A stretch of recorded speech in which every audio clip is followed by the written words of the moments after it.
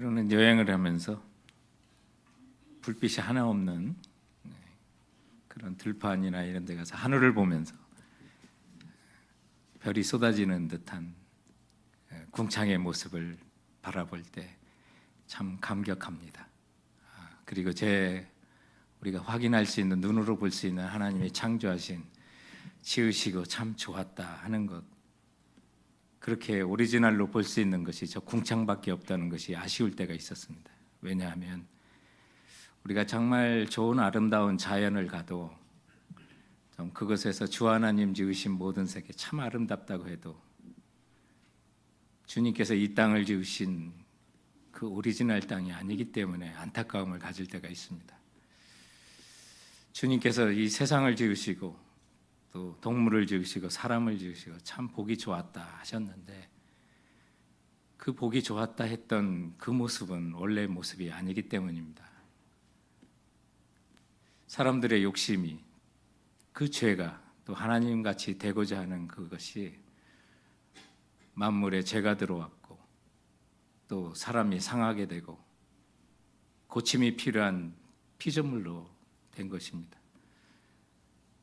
동물들이 서로 싸우는 모습을 보고 주님이 창조하신 본래의 모습은 아니라는 사실 기억하셨으면 합니다.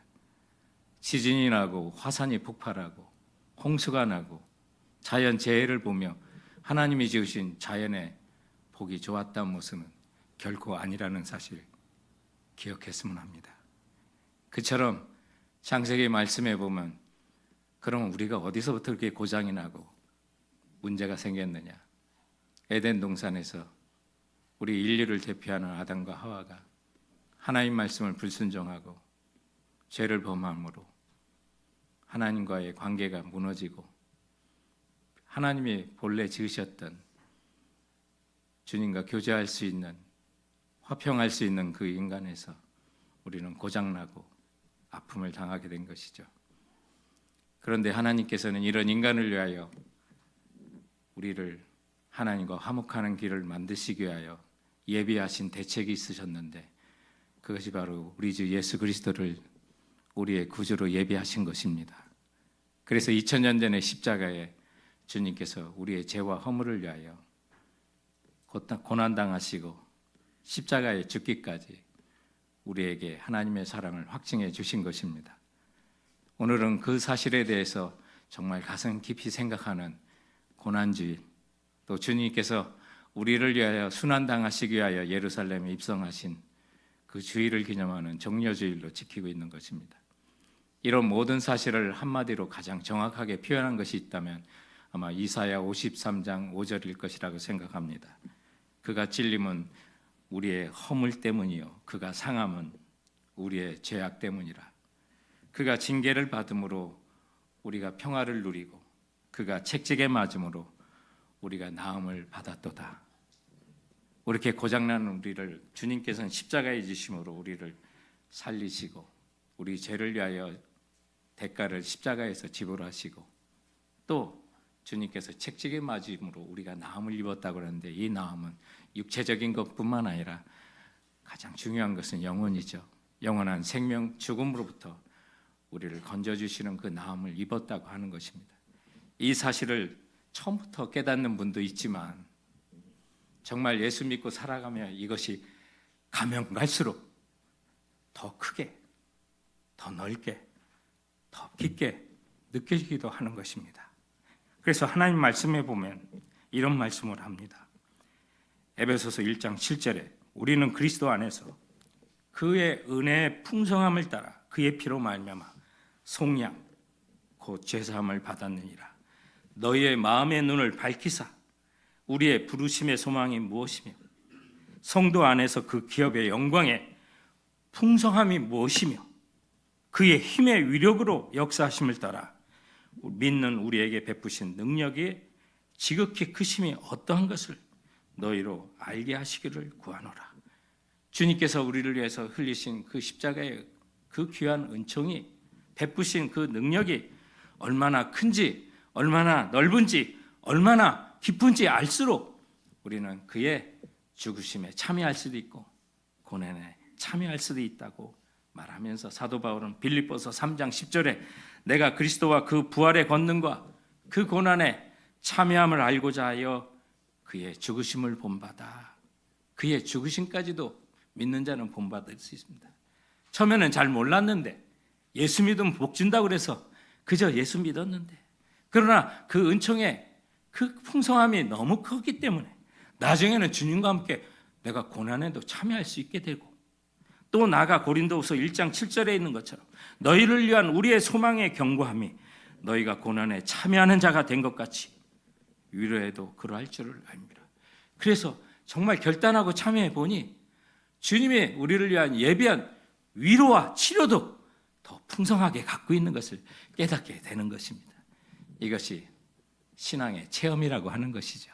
오늘 본문에 보면 정말 예수 그리스도 때문에 고난을 당하는, 저들의 애매하게 또 고난을 당하는 사도 바울과 그 일행들의 모습이 있는데, 오늘은 에베소에서 전도하는 이 사도행전 19장 말씀을 통해서 우리도 정말 주님의 은혜의 풍성함을 깨달아 고난을 당하신 예수 그리스도와 함께 나도 어떤 면에서 예수님의 고난에 참여할 수 있는지, 또 우리와 똑같이 십자가를 져야 하는 건 아니니까 일상을 살면서 오늘 본문에 하나님의 사람들이 당하는 그 고난의 모습처럼 우리도 주님의 고난에 참여할 수 있는 방법을, 모습을 오늘 살펴보고자 하는 것입니다. 자, 그렇다면 우리는 어떻게 예수님의 고난에 참여할 수 있습니까? 첫 번째는 죄에 돌아선 행동들로 우리는 예수님의 고난에 참여할 수가 있게 되는 것입니다.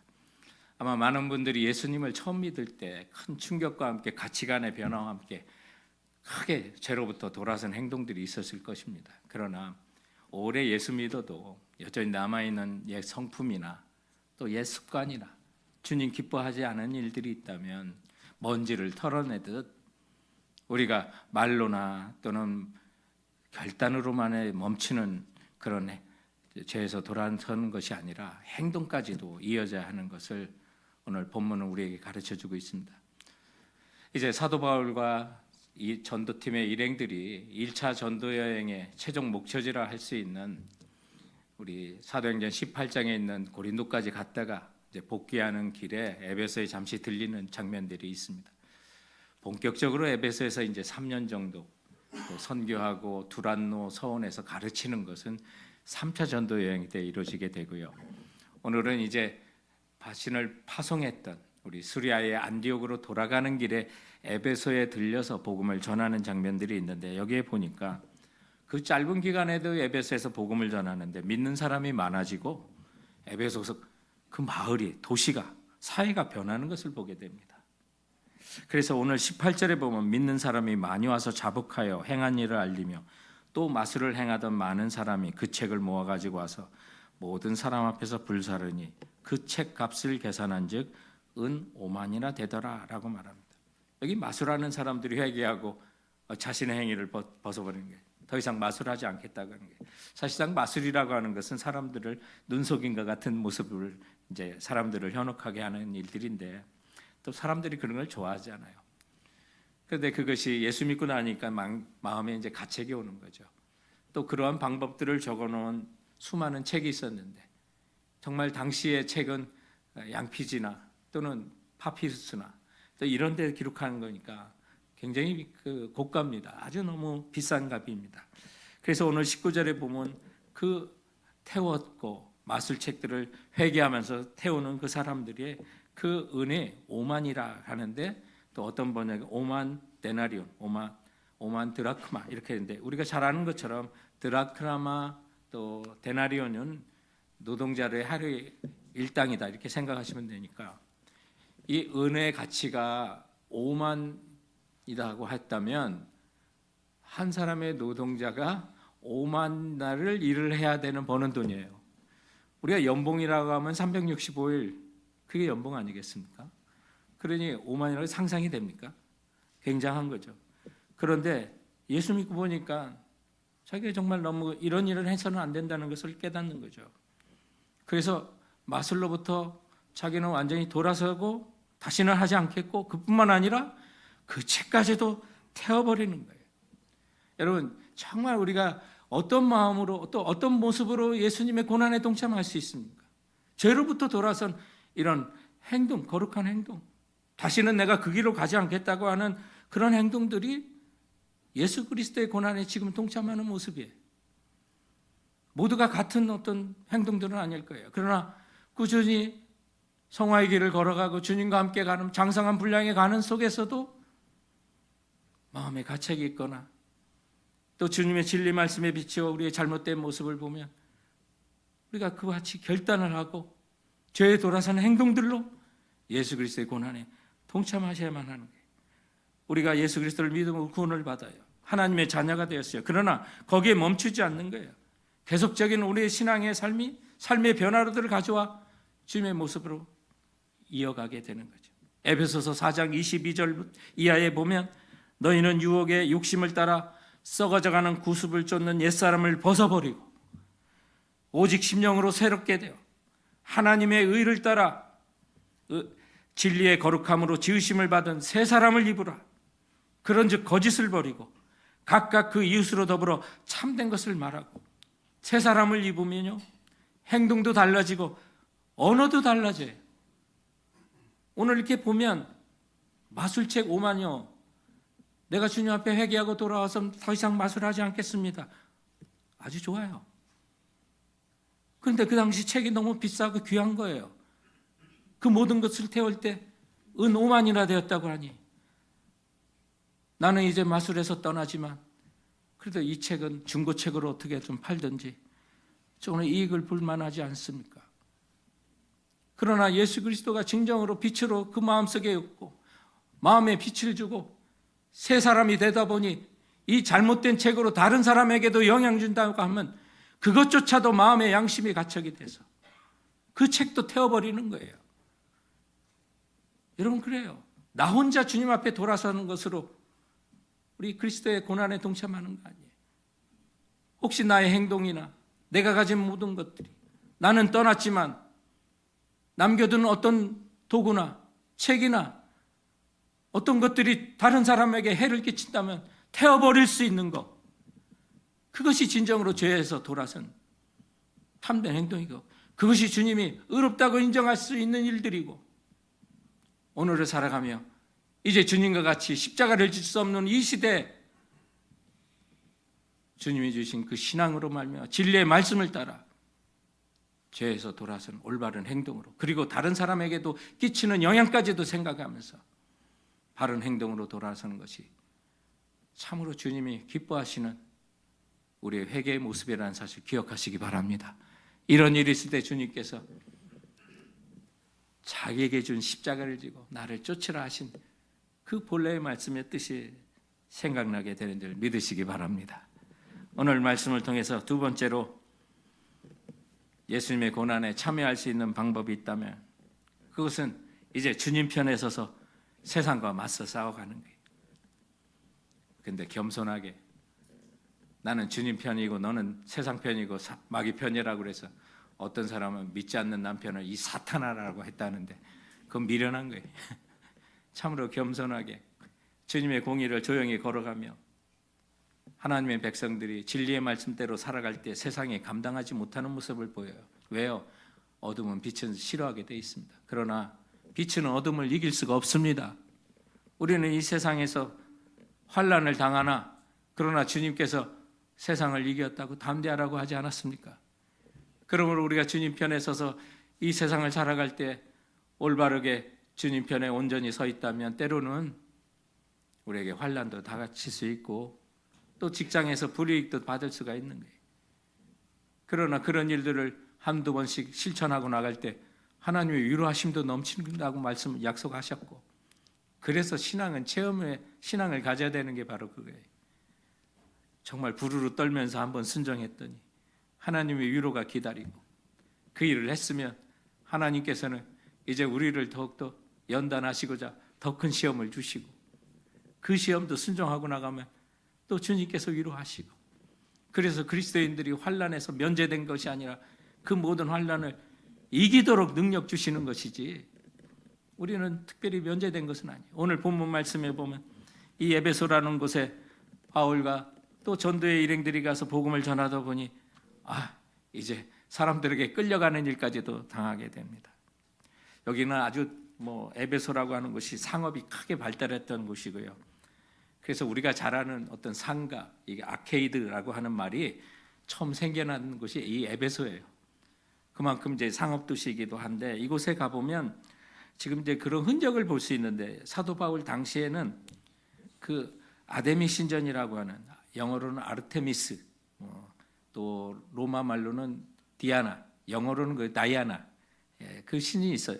그 신을 이제 섬기는 신전이 있는데, 지금 우리가 파괴돼서 이제 보지 못하게 되는데, 이 길이가 120m, 석조 기둥이, 그리고 폭이 60m, 높이가 18m, 어마어마한 신전인데, 이게 얼마 상상이 안 가면 그리스 아테네 가보면 그 산 정상에 파르테논 신전이 있어요. 그거 4배다 생각하시면 돼요. 그 사이즈에. 그러니까 이거는 엄청난 고대 7대 불가 사이에 들어가는 그런 건축물입니다. 이게 주전 550년경에 창건이 되었다고 하고요. 이게 무너진 게 언제냐면 AD 262년 고트족에 의해서, 게르만족의 이제 전신에 의해서 이게 무너집니다. 그러나 사도 바울 당시에는 이 건물이 있었어요. 그 건물만 봐도 위압감을 느낄 거예요. 아데미 신이 이렇게 위대한 것처럼 보이는 그런 모습들이 있었을 거예요. 근데 문제는 이 신전에 관리하는 사제들이 문제. 남자들의 사제는 이 거세가 된 사제들이에요.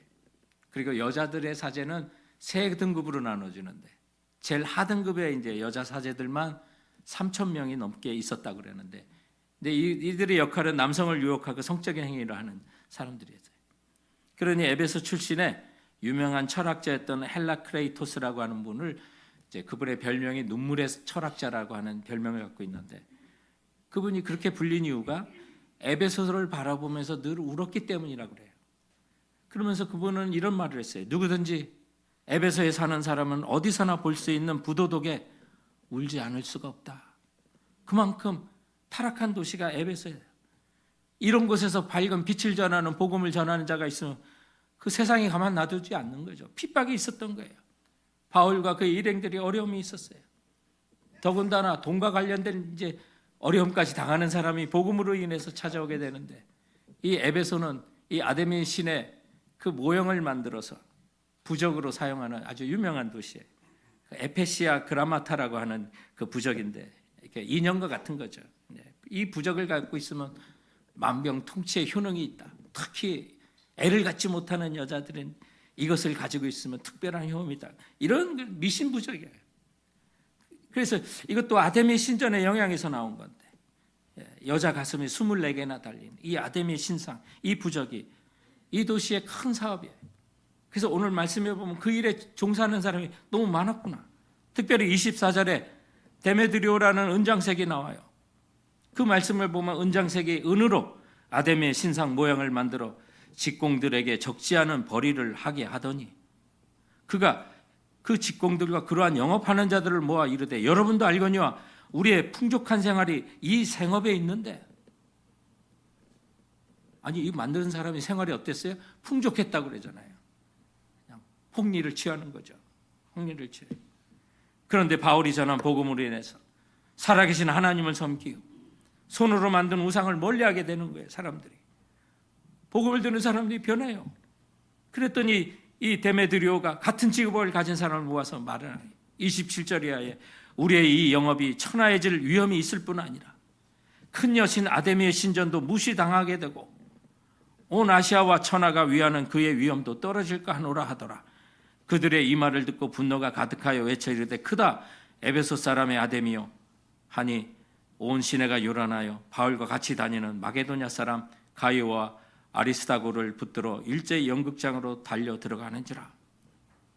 여기 데메드리오가 여러 이유를 댔지만 가장 큰 이유는 돈 문제였어요. 수입이 줄고 수입이 끊겼다는 거예요.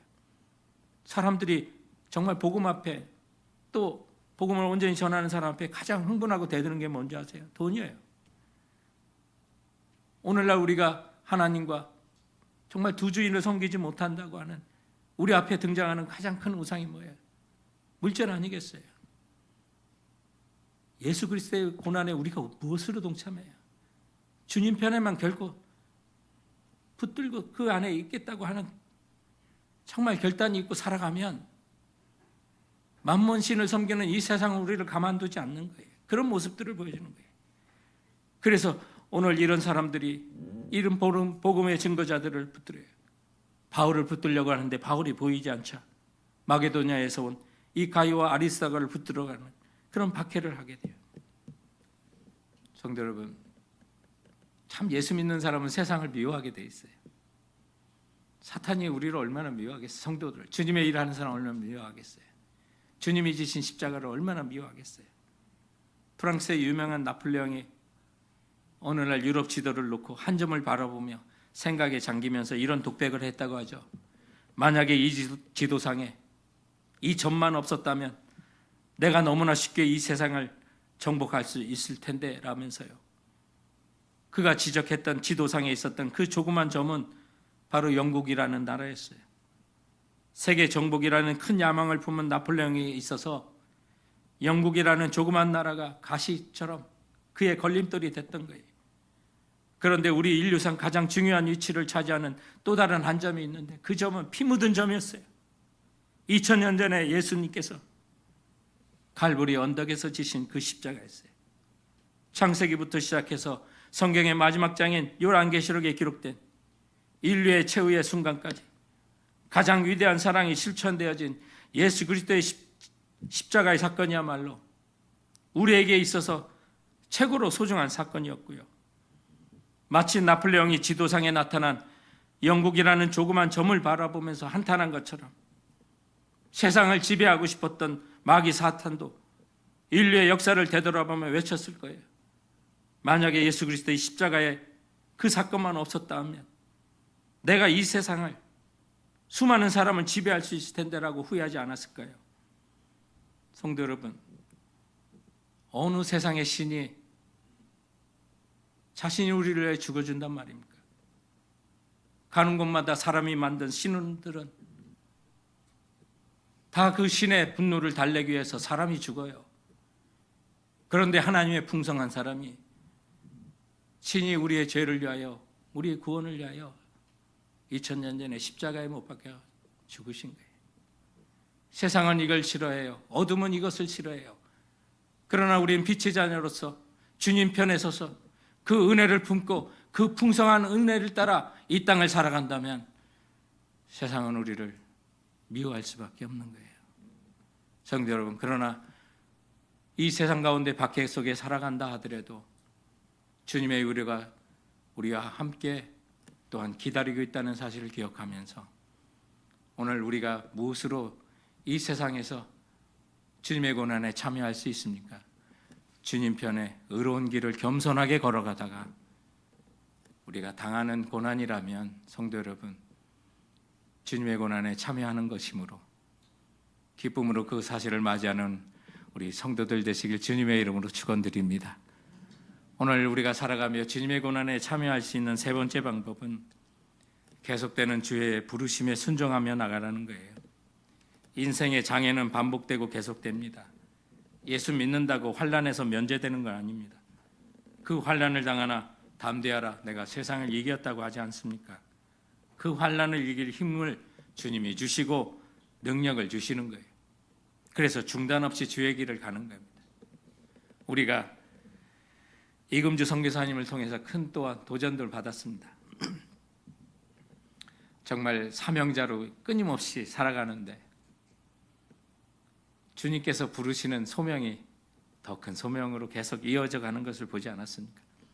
오늘 본문에 보면 사도 바울이 정말 복음을 전하려고 땅끝까지 증거하는 모습을 보여주고, 오늘 사도 바울과 그 일행을 고발하는 사람들의 그 이야기를 들으니 벌써 그 짧은 시간에 아시아의 전역에 복음을 증거가 되었구나라는 사실을 깨달을 정도로 곳곳에서 그런 어려움을, 핍박을 받으면서도 복음을 전한 것을 보게 되는데, 그럼 그쯤 되었으면 좋겠다 싶었는데 사도 바울이 로마도 다시 보아야 하리라 말합니다.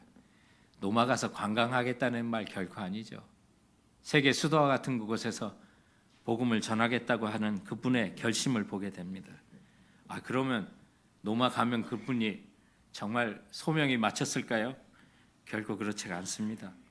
또한 우리가 로마서의 말씀에 보면 이 사도 바울이 거기 가서는요, 또한 스바냐까지 가리라는 말씀을 로마서 15장에는 말씀하시거든요. 내가 너에게 가서 또한 거기에서 서바냐도 가야 하리라. 끝이 없는 거예요. 우리가 하나님의 일에 여러분 끝이 있습니까? 어떤 부르심에 순종하고 나면 우리를 더 큰 은혜를 주셔서 더 큰 일에 부르심을 우리에게 하신다는 사실 기억하십시오. 끝이 없습니다. 우리 이금주 선교사님 다녀간 뒤에 두 분이 찾아오셔서 웨일즈를 위해서 이렇게 헌신하겠습니다 하는 분이 있어요. 그동안도 계속 하셨던 분들이 주님의 소명은 항상 부르는 거예요. 그러나 거기에 하나님의 치유가 있고 위로가 있는, 오늘 사도 바울이 이렇게 로마도 봐야 하리라 하고 에베소에서 잡히고 멈추고 끝났을까요? 결코 그렇지 않습니다. 하나님께서는 해결해 주시고, 또 사도 바울이 자기와 함께 동역자가 잡혀갔으니까 가만히 있겠습니까? 끌려갔다는 곳으로 그들을 구하러 들어가려니까 제자들이 말려요. 또 이분이 아주 명문대 출신이거든요. 그래서 그곳에 관리 중에 친구가 있었나 봐요. 그분이 와서 얘기하는 거예요. 넌 지금 들어가지 말라. 오늘 그 말씀이 있어요. 서기장이라고 하는 사람이 로마 총독과 같은 거예요. 그 에베소를 전체 관리하는 그분이 이 모든 문제를 해결해 줘요. 저들이 뭐 아데미 신상을 해한 적이 있느냐? 뭐 훔친 것이 있느냐?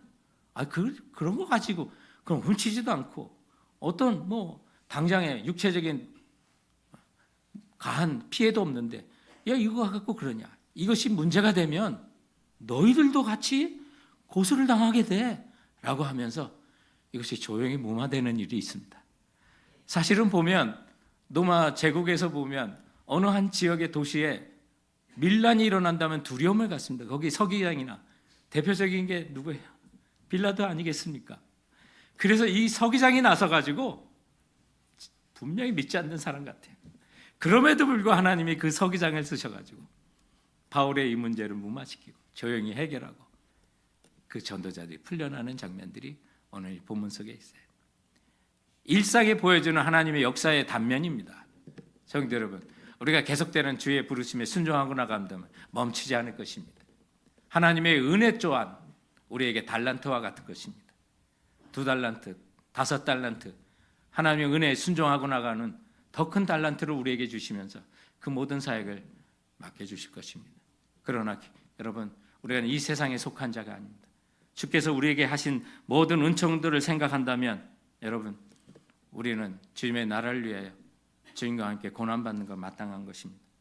골로새서 1장 13절에 주님께서 우리를 위해 지시고 또 당하신 그 고난과 십자가의 은혜가 얼마나 큰지를 우리에게 말씀하시면서 그가 우리를 흑암의 권세에서 건져내사 그의 사랑의 아들의 나라로 옮기셨으니 그 아들 안에서 우리가 속량 곧 죄사함을 얻었도다.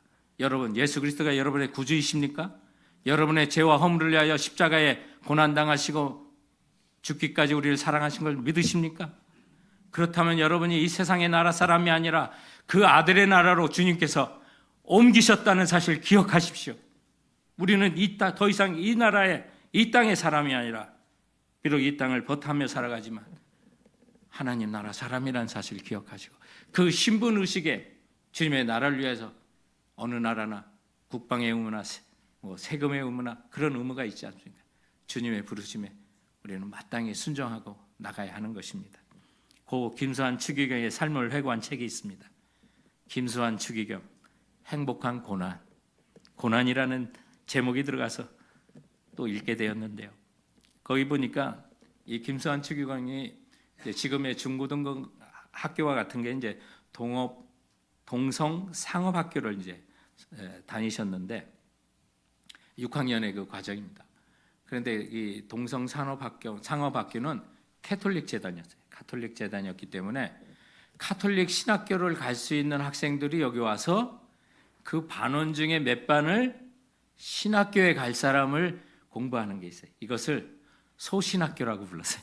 그 신학교에 작다고 해서 이제 소신학교라고 불렀는데 그때가 일제 강점기 시대였기 때문에 그 시험 문제 중에 수신 과목이라는 시험이 있었는데 이 5학년 때 이 수신 과목 시험에 시험 문제가 뜻밖에도 이런 문제가 났어요. 일본 천황이 조선 반도의 청소년 학도에게 내린 치규에 대한 황국 시민으로서의 소감을 쓰라라고 하는 그런 제목을 줬는데 김수환 학생이 이 제목을 보고 울분을 느꼈다 그래. 그래서 가만히 앉아 있다가 답안지 제출 시간 직전에 자신의 이름에 쓴 그 답안지에 다음과 같이 적었다 그래요. 나는 황국 시민이 아닌 고로 따라서 소감이 없다. 이 답안 때문에 난리가 났답니다.